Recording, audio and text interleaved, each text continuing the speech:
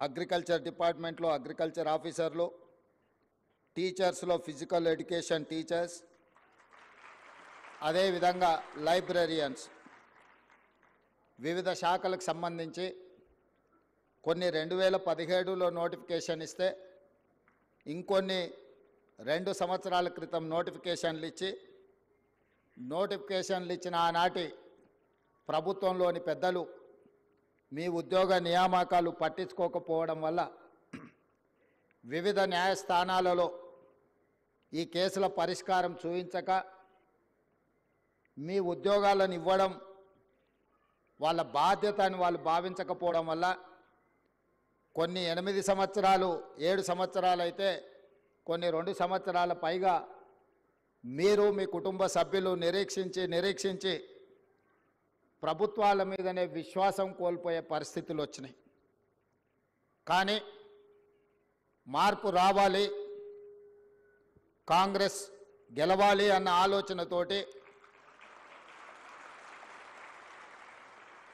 ఆనాడు ఏ చేతులతోనైతే విద్యార్థి నిరుద్యోగ జంగ్ సైరన్ కార్యక్రమాన్ని మోగించినమో ఆ కార్యక్రమంలో మీరందరూ అండగా నిలబడి ఆ రోజు నేను తీసుకున్న కార్యక్రమంలో వేలాది మంది పాల్గొన్నప్పుడు నేను ఆ విద్యార్థులకు ఒక మాట చెప్పిన, మీకు ఉద్యోగాలు రావాలి అనంటే ముఖ్యమంత్రి కుర్చీలో మంత్రుల కుర్చీలో ఉన్న వాళ్ళ ఉద్యోగాలు ఊడాలి, అప్పుడే మీకు ఉద్యోగాలు వస్తాయని ఆనాడు చెప్పడం జరిగింది.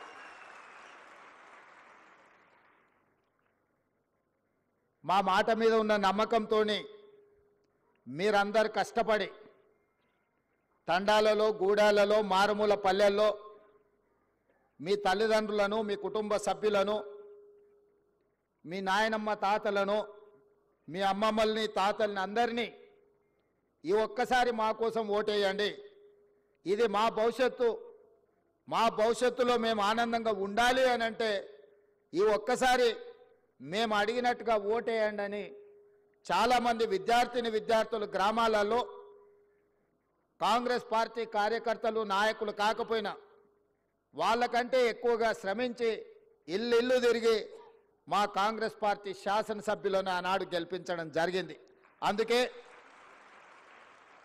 అందుకే ఈ తెలంగాణ రాష్ట్రంలో 65 మంది శాసనసభ్యులను గెలిపించుకొని పక్కా ప్రభుత్వాన్ని ఏర్పాటు చేసి డిసెంబర్ 7, 2023 నాడు ఎల్బీ స్టేడియంలో వేలాది మంది సమక్షంలో మా కుటుంబ సభ్యుల కళ్ళల్లో ఆనందం చూస్తూ మేమందరం ముఖ్యమంత్రిగా, మంత్రులుగా ప్రమాణ స్వీకారం చేపట్టడం జరిగింది.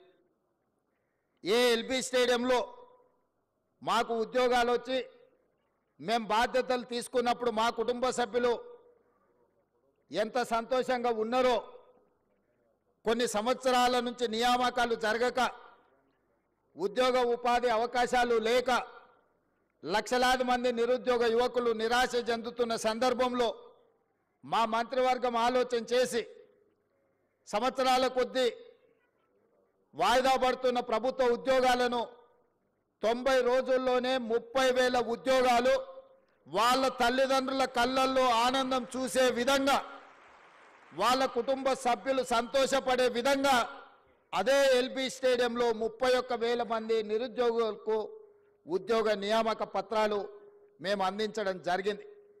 అదే కాకుండా ఈనాడు పండుగ ముందు చాలామంది అన్నారు, పండుగ వస్తుంది, తెలంగాణలో పెద్ద పండుగ, అందరు పండుగ కార్యక్రమాలలో బిజీగా ఉంటారు, ఈ నియామక కార్యక్రమాలు ఇప్పుడు పండుగ ముందు చేపడితే వస్తారో రారో, పండుగ అయినాక చేపడదామని నాకు సూచన చేశారు. నేనన్నా ఈ తెలంగాణకు అత్యంత పెద్ద పండుగ దసరా పండుగ, ప్రతి కుటుంబంలో సంతోషం చూడాలి, వాళ్ళ నియామక పత్రాలు అందించి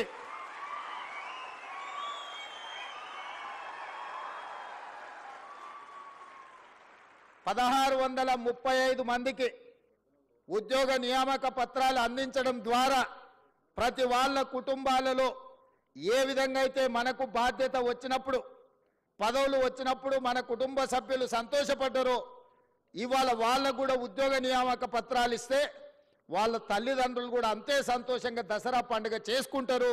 వాళ్ళ కళ్ళల్లో ఆనందం చూడాలి. ఉద్యోగాలు వచ్చిన వాళ్ళే కాదు, వాళ్ళ తల్లిదండ్రులను కూడా ఈ కార్యక్రమానికి ఆహ్వానించండి, శిల్ప కళావేదికలో ఏర్పాటు చేయండి అని చెప్పి మా అధికారులకు ఆదేశించడం జరిగింది. ఈరోజు ఇంత అద్భుతమైన ఇంత మంచి కార్యక్రమం, నేను చాలా సభలు సమావేశాలు మీకు తెలుసు వెళ్తుంటాను. ఆ సభలలో సమావేశాలలో సంతోషంతో కొట్టే చప్పట్లు, లేకపోతే కూలీకి వచ్చిన వాళ్ళు కొట్టే చప్పట్లకు తేడా నేను గుర్తిస్తా. ఇవాళ మీరు కొడుతున్న చప్పట్ల వెనుక మీ సంతోషం, మీ కుటుంబ సభ్యుల యొక్క ఆనందం కొట్టొచ్చిన కనిపిస్తుంది. ఎందుకంటే ఏళ్ల కొద్దీ నిరీక్షించే మీ కళ ఈరోజు సాకారం కాబోతుంది. ఈ కళ సాకారం కాబోతున్న వేళ మీ ఆనందాన్ని చప్పట్ల ద్వారా వ్యక్తపరుస్తున్న సంగతి ఈ వేదిక మీద ఉన్న నాకు స్పష్టంగా అనిపిస్తుంది. మిత్రులారా, మీ అందరికీ నా సూచన ఒక్కటే, ఈ తెలంగాణ రాష్ట్రం ఆషామాషిగా రాలే. ఈ తెలంగాణ రాష్ట్రం మీలాంటి వేలాది లక్షలాది మంది విద్యార్థిని నిరుద్యోగ యువకులు ఉద్యమాలు చేసి వందలాది మంది పిల్లలు ఆత్మ బలిదానాలు చేసుకుంటే రాష్ట్రాన్ని తెచ్చుకున్నాం. ఆ రాష్ట్ర సాధనలో ఇంధనంగా పనిచేసిందే నిరుద్యోగ సమస్య. తెలంగాణ వెనుకబాటుతనం, తెలంగాణను వెనుక వేయబడ్డది. తెలంగాణ పునర్నిర్మాణంలో తెలంగాణ బిడ్డలు భాగస్వాములు కావాలన్న ఆలోచనతోటి లక్షలాది మంది విద్యార్థులు యూనివర్సిటీలు వదిలి ఉద్యమ బాట పట్టి తెలంగాణ రాష్ట్రాన్ని సాధించుకున్నాం. ఆ సాధించుకున్న తెలంగాణ రాష్ట్రంలో ఈరోజు తెలంగాణ భవిష్యత్తును తీర్చిదిద్దడానికి మీరందరూ ఈరోజు ప్రతిన చేయబోతున్నారు. ఈ తెలంగాణ నిర్మాణంలో మీరు భాగస్వాములు కాబోతున్నారు. ఇది బాధ్యత. ఇది బాధ్యతనే కాదు, ఇది ఒక భావోద్వేగం.